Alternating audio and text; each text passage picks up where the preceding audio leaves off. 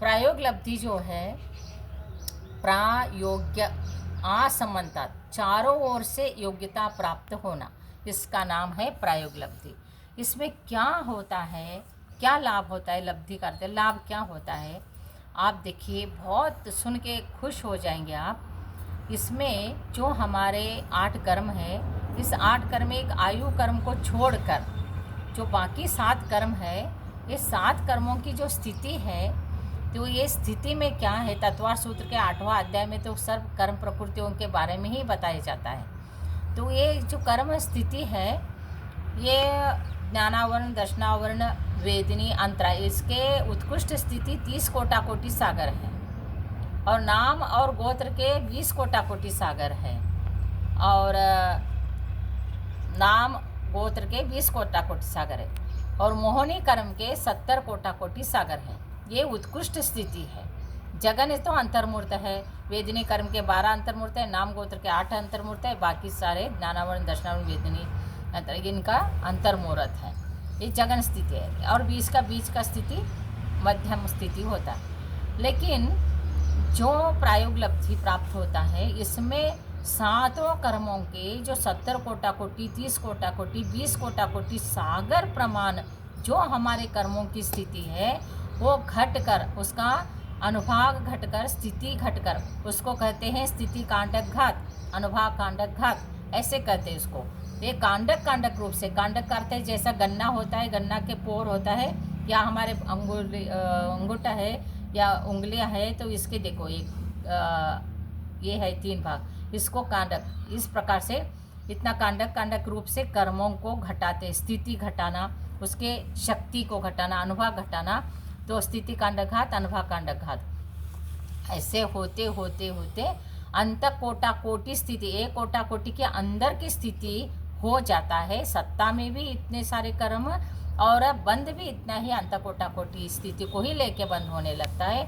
ये प्रायोगलब्धि में ये इसका बहुत लाभ है। और क्या लाभ है, जो अनुभाग घटता है, तो जैसा आपको मैंने पढ़ाया था कि घातिया कर्म है, तो उसका घातिया कर्म सर्वघाती है, तो सर्वघाती उसके स्पर्धक कैसे है, तो उसकी शक्ति कैसे है, फलदान शक्ति कैसे है, तो जैसा शैल, अस्थि, दारू, लता, इस प्रकार है। तो शैल, अस्थि तो ये बहुत हार्ड है। दारू का अर्थ है शराब नहीं, दारू का अर्थ है देव दारू, जैसा लकड़ी होता है, वो दारू लकड़ी का नाम है, तो लकड़ी जैसा हो गया। और लता तो बेल है। तो जो शैल और अस्थि है, वो दारू और लता रूप हो जाता है प्रायोगलब्धि में।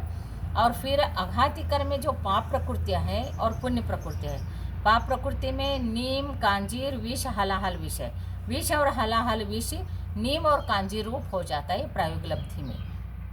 और जो पुण्य प्रकृति है, गुड़, शक्कर, खांड और अमृत, ये जो होता है, ये पूरा फुल फॉर्म में हमको पुण्य रूप फल देता है, तो इसलिए इतना लाभ होता है। तो और ये प्रायोगलब्धि तक, क्षोभम लब्धि, विशुद्ध लब्धि, देशना लब्धि, प्रायोगलब्धि तक आयो अभव जीव या मिथ्यादृष्टि जीव भी यहाँ तक आता है, लेकिन वो करण लब्धि में जाता नहीं है। और वो जो भव्य जीव है, सम्यक्त को प्राप्त करने वाला है, वही करण लब्धि में जाता है। तो ये करण लब्धि में 3 भेद हैं। करण लब्धि में क्या होता है, आधकरण, अपूर्वकरण, अनिवृत्तिकरण होता है। इसमें विशुद्धि बढ़ जाती है, कर्मों की स्थिति और कम कम कम होके बंद भी कम होता है, सत्ता में भी घट के रहता है।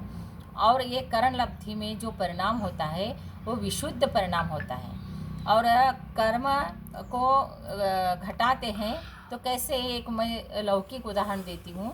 एक व्यापारी है और वो पैसा कमाता है, तो एक जन एक दिन में 1 लाख रुपए कमा रहा है, लेकिन उसके कर्ज है बहुत है, तो उसका कर्ज 1 लाख कमाता है, उसका जो कर्ज है ना, वो देने में उसको टाइम ज़्यादा लगेगा, कर्ज फेडने में उसको टाइम ज़्यादा लगेगा। तो इसलिए वो क्या करता है कि वो धीरे धीरे कर्म, और उसको समय ज़्यादा लगा पैसा कम होने से, और वो कर्ज फेड़ा।